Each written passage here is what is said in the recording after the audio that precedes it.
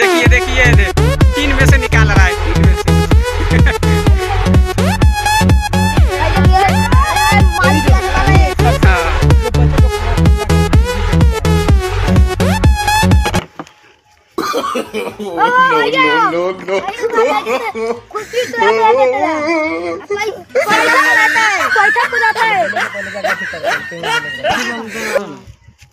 कल हमरा दे ना कछो किना लाल